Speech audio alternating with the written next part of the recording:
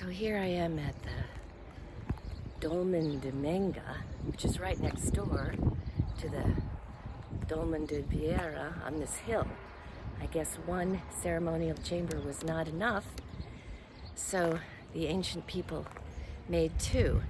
And the doorway of this, sorry to spin you around, is directly opposite this amazing, amazing mountain.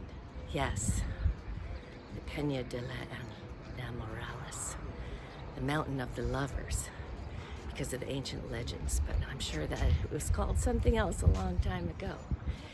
And so this Dolmen de Menga is a very large chamber with an unusual interior where there are pillars holding up the huge, huge rocks that are horizontally laid on the top.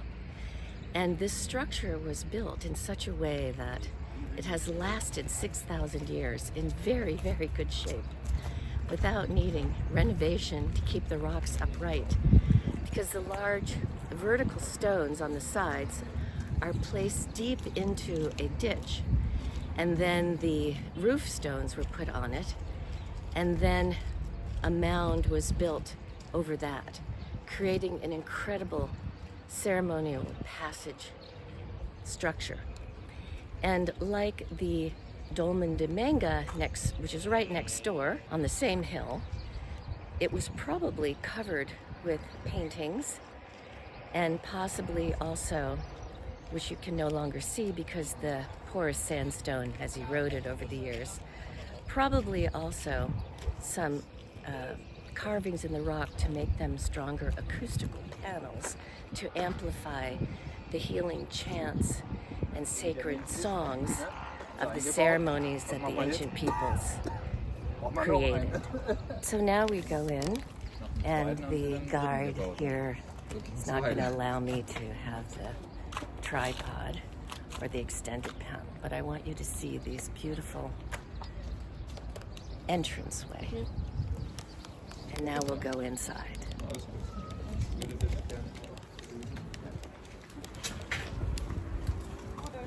You can see the height of these stones. It's probably a good 8 feet or so. And look how wide this entranceway is. It's truly an incredible example of ancient architecture. And this is the largest dolmen in mainland Europe, built to last, built by the ancients to teach us, to guide us, and to lead us. And it's time to awaken to the teachings of this place. And you can see there are 3 interior central pillars holding up these massive, massive roof stones. And all the indentations on the sandstone are from the weathering of ages.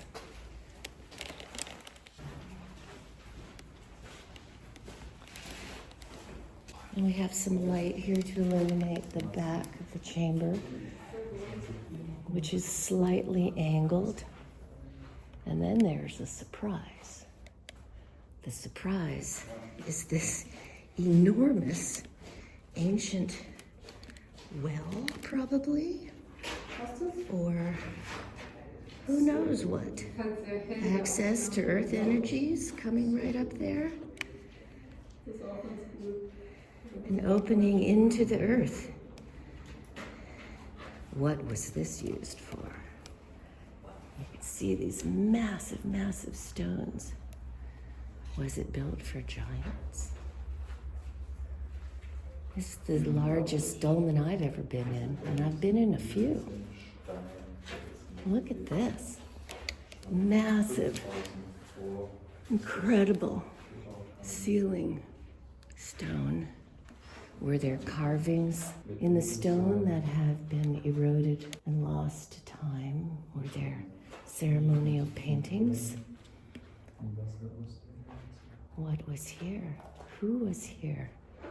And most importantly, how did they create ceremony, and what was the purpose of the ceremony? To connect with the energies of the land, to connect with the energies of the mountain directly across from the opening. You could fit a lot of people in here for a ceremony. Largest dolmen in continental Europe. Probably one of the largest in the world. I'll have to look that up. As far as the open space in here, I'm wondering if this is the largest. I don't know if you can see it, but there is water at the very bottom of this well, or this opening, and there are carved holes in a line on the walls, two sets, as a way of climbing down or up. Very interesting. In this deep well, it looks like I may not be able to sing in here. It's not approved, and there's quite a few people. I got one guard to agree to let me sing if there were no people in here, but she's gone now on a break, so there's somebody else here. So we'll see.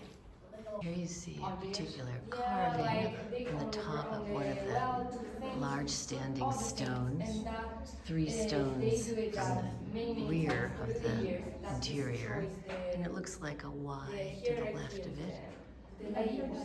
But it's hard to say because these stones are so eroded.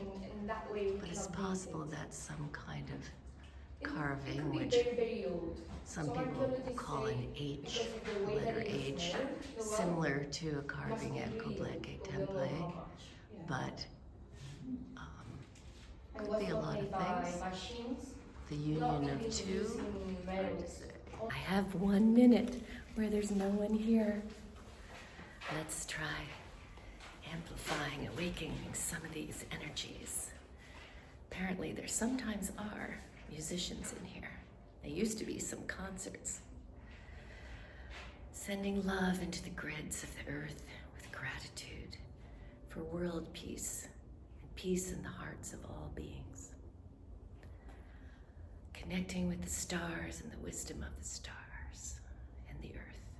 And these beautiful ancient stones, these grandmothers and grandfathers.